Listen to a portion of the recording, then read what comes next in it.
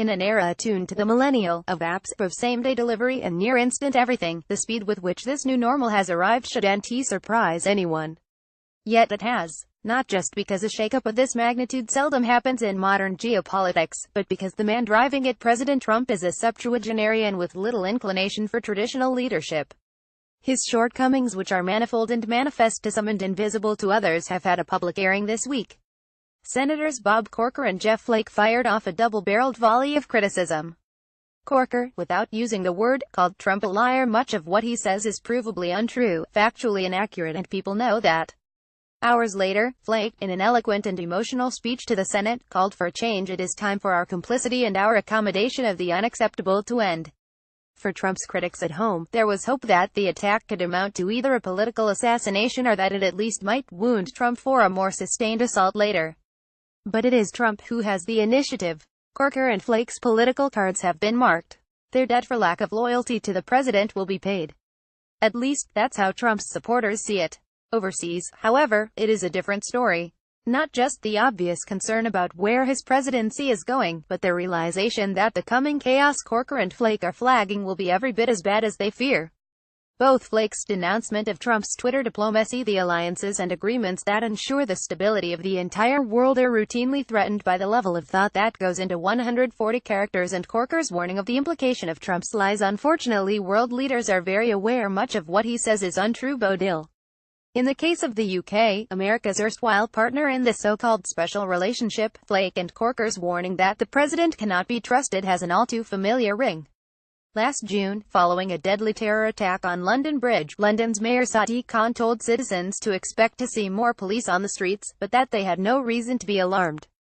Not long after, Trump, who had already had a spat with Khan earlier in the year, tweeted at least 7 dead and 48 wounded in terror attack, and Mayor of London says there's no reason to be alarmed. Adkins' office politely implied the U.S. president was at best not in possession of the facts, or at worst being intentionally ignorant, a spokesman saying that Khan had more important things to do than respond to Donald Trump's ill-informed tweet that deliberately takes out of context his remarks. Last week, Trump attempted a similar stunt, again at Britain's expense. Newly released crime statistics showed a 13% increase in victim-based crime. Trump followed with his own version of this news, suggesting that the 13% rise had something to do with spread of radical Islamic terror. It did not. There are only so many times any leader might want to annoy a valuable ally, but in September Trump appeared to go too far, prompting the British Prime Minister Theresa May to push back. How very un-British. But that's how bad things have got. After a bomber tried to detonate a plastic bucket full of explosives on a busy commuter train on its way to the center of London, Trump tweeted that there had been another attack in London by a loser terrorist, adding that these are sick and demented people who were in the sights of Scotland Yard London police. The problem was that at the time Trump tweeted so confidently that this was a terror attack and that the authorities knew who the perpetrator was, the incident was still being investigated by police. Theresa May's reserve cracked, calling Trump's tweet unhelpful. She didn't mention Trump by name. She didn't need to. Everyone knew. It's the idea that the most powerful man in the world cannot be trusted that makes Flake and Corker's words resonate around the world. And it's what gives America's allies palpitations and its enemies openings to exploit.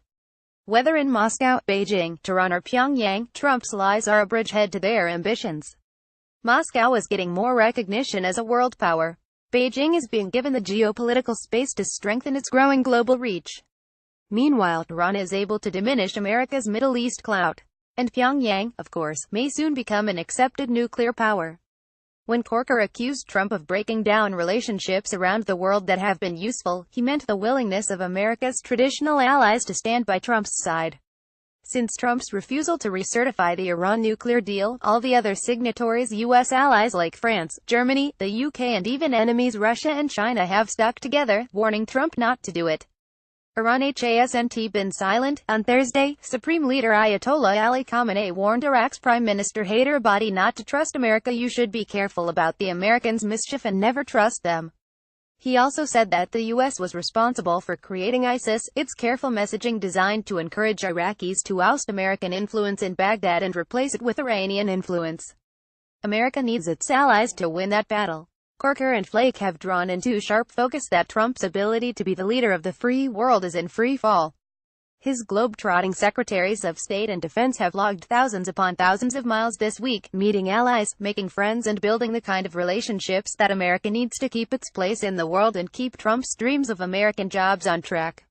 When they get home, the world will be watching, remembering what Trump did to Secretary of State Rex Tillerson only last month after a flying visit to Beijing to talk about curbing Kim Jong-un's nuclear ambitions. Trump told Tillerson he was wasting him time. We may never know all the considerations that President Xi Jinping weighed before announcing China's new muscular foreign policy this week, but it would be an unwise diplomat who ruled out a calculus based at least in part on Trump's imperfect learning curve.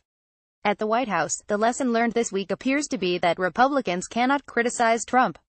At the press briefing, Corker and Flake's carefully nuanced criticisms have been dismissed as the death rattle of unelectable senators. Reporters' legitimate questions about Corker and Flake have been shut down in hostile press briefings. To many outside America, this does not look like a strong leader who is in control.